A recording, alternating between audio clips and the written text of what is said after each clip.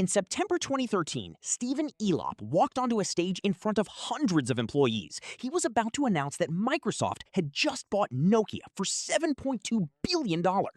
It should have been a celebration. But instead, he broke down. And through tears, he said something that nobody in that room expected. We didn't do anything wrong. But somehow, we lost. Think about that for a second. They didn't do anything wrong. They had the best engineers, the best hardware, the best distribution network on the planet. At their peak, Nokia sold 1 out of every 3 phones on Earth. And they still lost. Not because they failed, but because the world changed. And they didn't change with it. This is the story of the most heartbreaking corporate collapse in modern history, and the lesson inside it will change the way you think about success forever. Let me take you back to 1998. Nokia is untouchable. They're not just the biggest phone company in the world.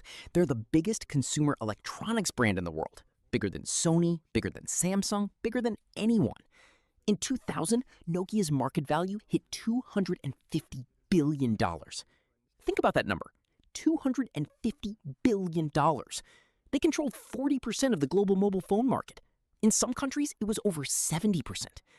The Nokia ringtone, that simple tune, was being heard somewhere on Earth every single second of every single day. Walking through Helsinki, their headquarters in Finland, felt like walking through a country that had won the lottery. Nokia wasn't just a company, it was a national identity. And the people inside it, they were the best in the business. Their engineers were world-class. Their manufacturing was flawless. Their distribution network reached places no other company could reach, from Manhattan to rural India to the middle of Africa. Nokia wasn't just winning. Nokia was the game. Here's the part of the story that most people don't know. Nokia saw the smartphone revolution coming. Years before the iPhone. Years before Android. In the early 2000s, Nokia had internal teams building touchscreen phones. They had prototypes of app stores. They had engineers designing phones that looked almost identical to what the iPhone would become in 2007. They knew. So why didn't they act? Because of a culture of fear.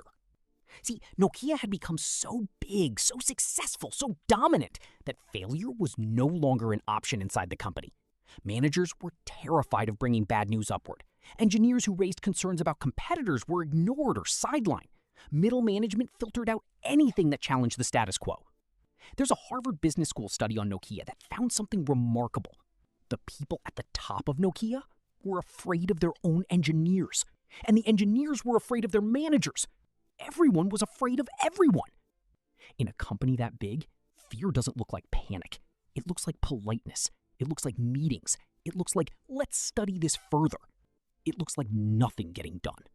January 9th, 2007, Steve Jobs walks onto a stage in San Francisco. He says, every once in a while, a revolutionary product comes along that changes everything. Then, he holds up the iPhone. Nokia's response? They laughed. Internally, executives called it a niche product. Too expensive, no physical keyboard, the battery life was terrible, it couldn't even run third-party apps properly at launch. They had data, they had studies, they had every rational reason to believe the iPhone was not a threat. And they were right about all of it. The first iPhone was, by many technical measures, inferior to Nokia's best phones at the time. But they missed the point entirely. The iPhone wasn't competing on specs. It wasn't competing on call quality or battery life. The iPhone was competing on feeling. The way it felt in your hand. The way the screen moved with your finger. The way it made you feel like you were living in the future. Nokia built phones for the head. Apple built a phone for the heart. And the heart always wins. By 2010, Nokia could feel it. The numbers were starting to turn. Market share was sliding. The engineers who had warned management years earlier were now watching their predictions come true in real time. They tried to respond. They really did. They partnered with Microsoft to build a new smartphone platform called Windows Phone. It wasn't bad, but it wasn't good enough. The world had already chosen sides. iOS and Android had become ecosystems with millions of apps, billions of users, and network effects that were nearly impossible to break into. Nokia was trying to build a new house while everyone else had already moved into their neighborhoods. By 2012, Nokia's market share had collapsed from 40% to under 5%. The company that had been worth $250 billion a decade earlier was now worth almost nothing. In 2013, Microsoft bought what was left of Nokia's phone business for $7.2 billion.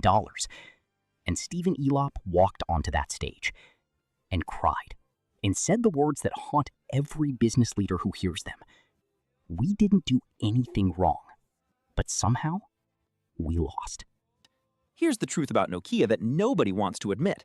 He was right. They didn't do anything wrong. By the rules of the game they were playing. But the game changed, and they kept playing the old one. Warren Buffett has talked about this concept for decades. He calls it the moat, the idea that a great business builds a protective barrier around itself, and the most dangerous thing that can happen is when you start defending the moat instead of expanding it. Nokia spent its final years defending what it had built instead of building what was next. And this is not just a business lesson. This is a life lesson. How many of us are playing by the rules of a game that no longer exists? The degree that used to guarantee a job, the industry that used to be stable, the skill that used to be rare, the strategy that used to work. The world doesn't send you a warning before it changes.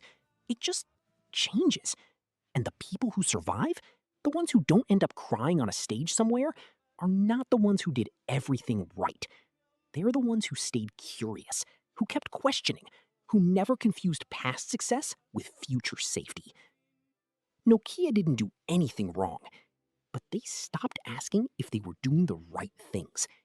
Don't make the same mistake.